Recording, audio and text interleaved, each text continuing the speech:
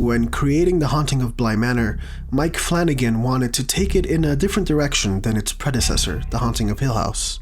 He said, "I'm very drawn to stories of family and trauma, and this is kind of about an improvised family, a family that is pulling itself together.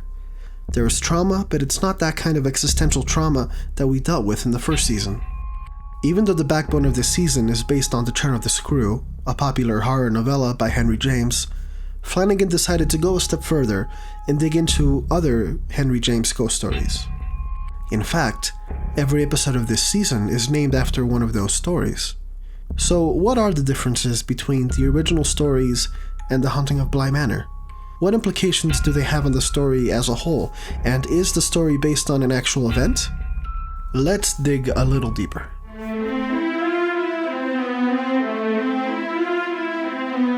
The main story of this season is based on The Turn of the Screw, an 1898 horror novella about a governess who travels to a remote estate to take care of two children, where she quickly becomes convinced that the place is haunted. The basics of the story are the same in both, with the key differences being that the governess is unnamed. There is no Owen or Jamie, and the end is tragic in a different way. Instead of Dani dying, it is Myuu who dies in the governess's arms. Moreover, both the original and the series are open to interpretation, and they do not make it clear whether the ghosts were real, or if it was simply the governess dealing with mental illness. The real differences come into play with each episode, as Flanagan combines different Henry James stories together to make his own. According to him, The Turn of the Screw's been adapted so many times that it's really hard to make that feel fresh, but once we opened it up to the rest of Henry James's work, there's just a lot more to pull from. While all the episodes are named after a Henry James story, the connection is loose at best.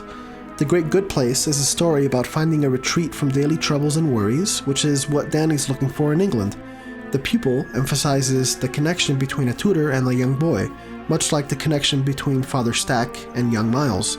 The Two Faces tells us about the romance between a young woman and a man with higher connections, such as Rebecca meeting Peter Quint. The Way It Came is a story about marriage, seeing spirits, and communicating with them long after their passing, similar to Dani's experience with Edmund. The Altar of the Dead is about reverence for those who've passed, which is Hannah's situation as she remembers the dead with her candle vigils, even as she's passed herself. The Jolly Corner shows the protagonist fighting against his alter ego, which is what happens to Henry as he tries to be a better person for his family. And The Beast in the Jungle tells the story of a man who believes he's fated to encounter a disastrous event in his life, a beast in the jungle waiting to pounce, which makes him keep his family, life, and lover at bay to spare them the heartache.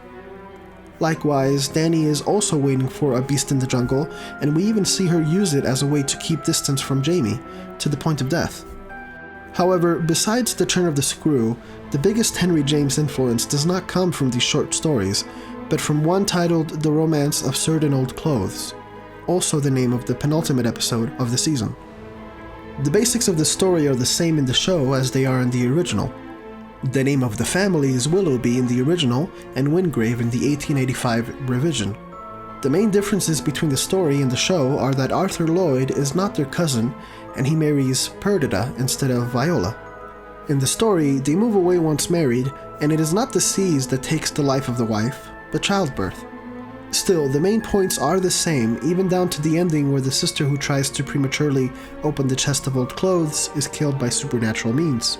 In The Haunting of Bly Manor, Flanagan creates a bigger backstory, detailing how Viola, the Perdita character from the story, was murdered by her sister and consequently haunts both the chest of old clothes as well as the manor she formerly lived in, becoming the Lady of the Lake.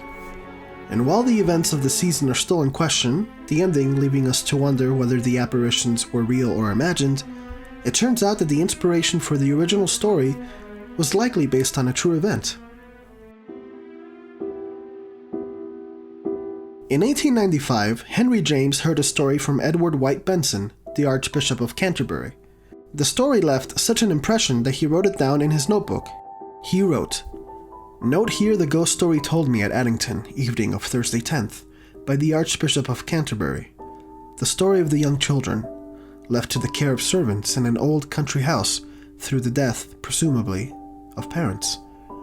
The servants, wicked and depraved, corrupt and deprave the children.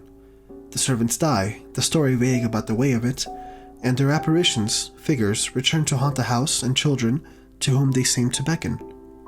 It is all obscure and imperfect, the picture, the story, but there is a suggestion of strangely gruesome effect in it.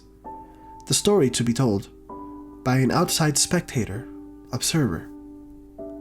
This story is widely believed to be about Mary Ricketts, a woman who left her house in Hinton Ampner, Hampshire, England in 1772.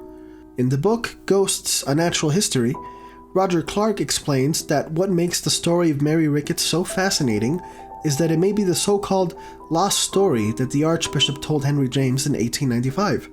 The basics of the story have some similarity to the turn of the screw. In 1765, Mary Ricketts, her husband William Henry, and their 2-month-old son moved into the Tudor Manor, located in Hinton Ampner. The place had a reputation for being haunted. In her journal, Mary described her experiences in encountering this phenomena. She wrote, "Soon after we were settled in Hinton, I frequently heard noises in the night, as of people shutting or rather slapping doors with vehemence. The Ricketts believed it was some servants or some villagers playing pranks on them, but couldn't find any evidence. Strange events continued to unfold, such as the cat and dog of the house becoming suddenly terrified. One nursemaid saw a stranger in a drab-colored suit enter a room, only to find that the man was gone when exploring said room. The same man was seen months later by the son of one of the servants. There were other sightings, such as the one of a tall female figure in dark-colored clothes, coming down the back stairs and disappearing in plain sight in front of 4 servants in the kitchen. The noises and sightings kept happening throughout the years. When her husband left for Jamaica in 1769 for business, Mary moved into the Red Nursery so she could be closer to her children. There, she plainly heard the footsteps of a man with plodding step, walking towards the foot of her bed. She described her experience as follows. The disturbances began before I went to bed and were heard till after the broad day in the morning. A shrill female voice would begin, and then 2 others with man-like tones seemed to join in the discourse. Though this conversation sounded as if close to me, I never could distinguish the words. After seeking help from her brother and a family friend, the Ricketts family decided to move out after they were all witnesses to the sound of a gunshot, followed by groans as of a person in agonies or expiring, while her brother heard an immense weight that seemed to fall through the ceiling of the floor. When the Tudor Manor was demolished in 1793, a small box was discovered under the floorboards containing a skull, which was rumored to be that of a secret child belonging to the previous owner of the manor, Lord Stawell, and Honoria, his sister-in-law. Today, the Tudor Manor that Mary Ricketts once lived in is no longer standing, but the Hinton Ampner house was built in 1790, just a few meters away. It's open to the public, and you can even take your family there for a summer visit.